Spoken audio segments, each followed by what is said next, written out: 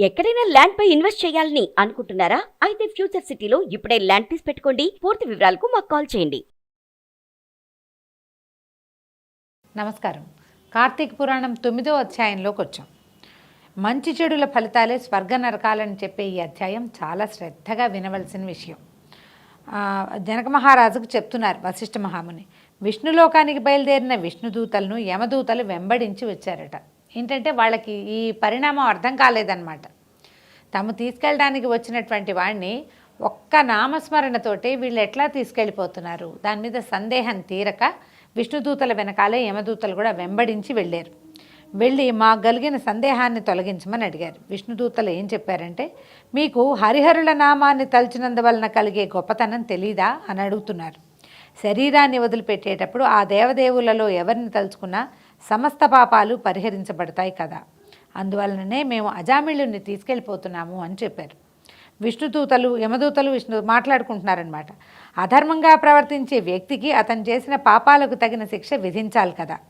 తల్లిదండ్రులను ఆదరించని వాళ్ళు, సజ్జనులను హింసించేవాళ్ళు, ఇతరుల ధనధాన్యాలని దోచుకునేవాళ్ళు, పూజా పునస్కారాలు చేయని వాళ్ళు, అబద్ధాలతో మోసం చేసేవాళ్ళు, జంతువులను వేటాడి హింసించే క్రూరులు, సాటివారిని తోటివారిని మన్నించని వాళ్ళు, దారులు కాచి దోచుకునేవాళ్ళు, వీళ్ళంతా పరమ పాపాత్ములు కదా. ఈ పాపాత్ములంతా శిక్షించబడాల్సిన సమూహంలో వాళ్లే కదా. వీళ్ళందరినీ శిక్షించడానికి నరకానికే తీసుకెళ్ళాలి కదా. మరి తల్లిదండ్రుల్ని వర్ణించినటువంటి, ధర్మాధర్మాలని పాటించినటువంటి, కనీసం వావి వరుసలు కూడా పాటించినటువంటి పరమ పాతకుడైన ఈ అజామిళుణ్ణి వైకుంఠానికి మీరు ఏ ఆధారంతో తీసుకెళ్తున్నారు అని మళ్ళీ ప్రశ్నించారు. వాళ్ళకి అది తీరట్లేదన్నమాట. ఇప్పుడు మనం కూడా అదే చెప్పుకుంటాం, దీపం పెట్టుకుంటే పాపం పోతుంది, పుణ్యం వస్తుంది అని. ఇంత పచ్చి పాపాలు చేసి ఓ దీపారాధన చేస్తేనే ఎలా పోతుంది, ఎట్లా పోతుంది? ఇదొక పెద్ద ప్రశ్న. అయితే మనం జీవించి ఉండగా మొత్తం సమస్తమైన పాతకాలు నశించిపోవు. మరణాసన్న సమయంలో గనక చేస్తే జీవుడు పవిత్రుడై వెళ్ళిపోతాడని చెప్తారు. మనం జీవించి ఉండగా సంవత్సరం అంతా ఏవో పిచ్చి పిచ్చి పనులు చేసేసి, చేయకూడని పాపాలు చేసి, వావు వరుసలు లేకుండా ప్రవర్తించి, కన్ను మిన్ను కానకుండా ప్రవర్తించి, అమ్మా నాన్నలను చూసుకోకుండా, ధర్మాధర్మ విచక్షణ లేకుండా ప్రవర్తించిన వాడు కార్తీకంలో దీపం పెడితే పుణ్యం వస్తుంది అని చెప్తే తాత్కాలిక పుణ్యం, దీపం పెట్టిన పుణ్యం వస్తుంది, కానీ వాడు చేసిన పాపాలన్నీ పోతాయని చెప్పలేకపోతాం. పశ్చాత్తాపడి ప్రవర్తన మార్చుకున్న వాడికి కొంత అవకాశం లభిస్తుంది. అప్పుడు విష్ణుదూతలు యమదూతలతోటి సత్పురుషులంటే పుణ్యకార్యాలు చేసేవారని అర్థం. అప్పుడు విష్ణుదూతల యమదూతలతో ఇలా అన్నారు, సత్పురుషులంటే పుణ్యకార్యాలు చేసేవారని అర్థం.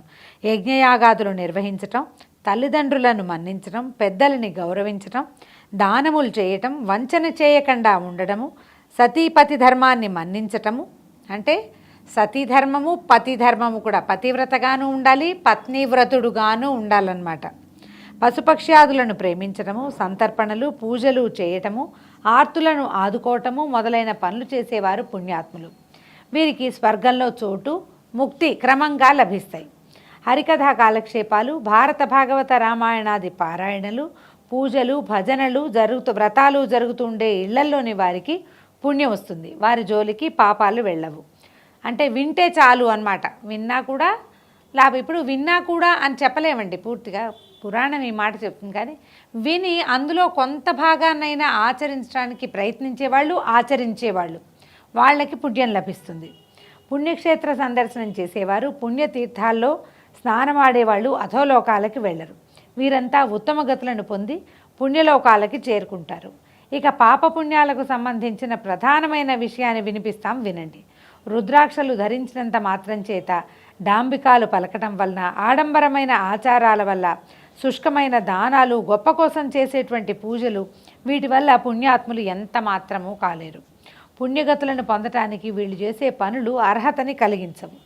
యుక్తాయుక్తములను తెలుసుకోకుండా, తామేమిటో తమ ప్రవర్తన ఏమిటో గమనించుకోకుండా దుర్మార్గంగా నీతిమాలిన బతుకుని గడిపేవాళ్ళు, తెలుసో తెలియకో వెక్కిరింతకో అవసాన కాలంలో ఇష్టదేవతలను తలుచుకున్నా, హరినామ సంకీర్తన చేసినా వారి యొక్క సమస్త పాపాలు తొలగిపోయి పవిత్రులవుతారు. అంటే ఎలాంటి వాళ్ళైనా మరణాసన్న సమయంలో చేసేటువంటి దైవనామస్మరణ వాళ్ళని కొంత మటుకు ఈ పాపాల నుంచి గట్టెక్కిస్తుంది అనమాట. వాళ్ళకి ముక్తి వస్తుంది, ఉత్తమగతులు చేరుకుంటారు అని కూడా చెప్తున్నారు.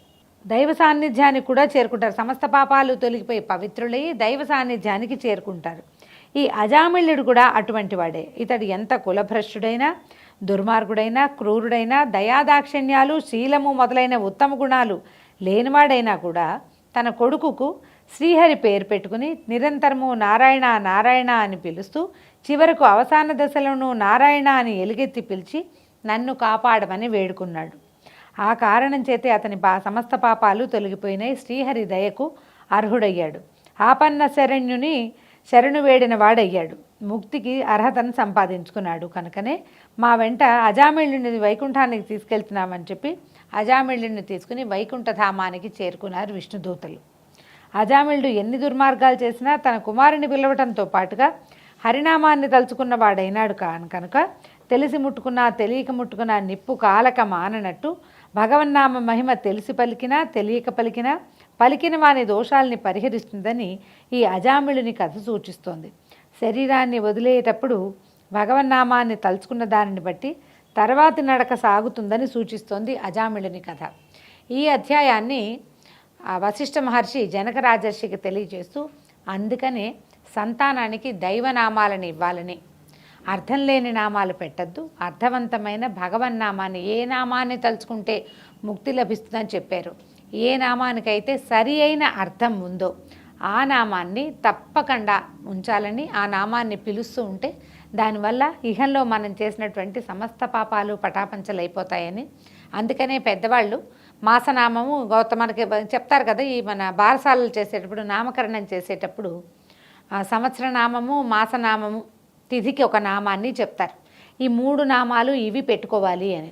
చాలామంది ఏం చేస్తామంటే మనం ఈ నామకరణం చేసేటప్పుడు ఆ ఫలానా నామం అని గోవిందనామం వస్తుంది, కృష్ణ వస్తుంది, వాసుదేవ నామం వస్తుందంటే వినేసి ఊరుకుంటాం. అప్పుడు రాయిస్తారు. ఆ రాసేటప్పుడు కూడా రాసేసి వదిలిపెట్టేస్తాం. మనం పెట్టుకున్న ఫ్యాన్సీ పేరో మన పెద్దవాళ్ళ పేరులో వెంకట కలపాలని, నాగ కలపాలని, శేష కలపాలని, సాయి కలపాలని ఇట్లా కలపదలుచుకున్న పేర్లన్నీ కలిపి చివరికి మనకు నచ్చిన ఒక ఇష్యూతోటి వచ్చేటువంటి రాకేష్, ఉమేష్ లాంటివి ఏదో ఒకటి, ఇది కాకపోతే ఇంకొకటి పెట్టుకుంటాం. పెట్టుకుని ఏం చేస్తాము, మనం ఏది పెట్టుకుంటామో వ్యవహార నామాన్ని పిలుస్తూ ఉంటాం. కార్తీక పురాణం ఏం చెప్తుందంటే దైవనామాన్ని నామకరణంలో చేరిస్తే ఆ నామంతో పిలవండి. దానివల్ల ఏమవుతుంది, పిల్లవాడి పేరుకి బలం వస్తుంది. మొదటిది ఆ పిలుపుని పదే పదే పిలవటం వల్ల అది మన నోటికి అలవాటయ్యి బుద్ధి అందులోకి ప్రసరిస్తుంది. అది దైవనామం అయితే దానివల్ల ఏంటంటే మనకి ఇహంలోనూ పరంలోనూ కూడా ఇక్కడ పాపం తొలుగుతుంది, అక్కడ పుణ్యం లభిస్తుంది, ముక్తి లభిస్తుంది అని చెప్తారు. హరినామస్మరణ, దైవనామస్మరణ చేస్తే అశేషమైన ఫలితం లభిస్తుంది. అందుకని కలిలో నామస్మరణే ముఖ్యమైన దేవతార్చనగా చెప్తారు. ఏ పూజలు చేయకపోయినా సరే, దీపారాధన చేయలేకపోయినా సరే, మనం వ్రతాలు చేయలేము, ఏవి లేవు, మనకి రావు, నమ్మకం కూడా లేదు. కానీ దైవనామ స్మరణ చేసినా కూడా మనకి ఈ వ్రతాలు నోములు చేసిన వాళ్ళందరికీ ఎలాంటి ఫలితం లభిస్తుందో ఆ ఫలితాన్ని మనం పొందగలుగుతామని ఈ కథ ద్వారా తెలుసుకున్నాము. దీంతో 9వ రోజు పారాయణ పూర్తయింది. రేపు ఉదయం 10వ రోజు పురాణంతో మళ్ళీ కలుసుకుందాం. నమస్కారం.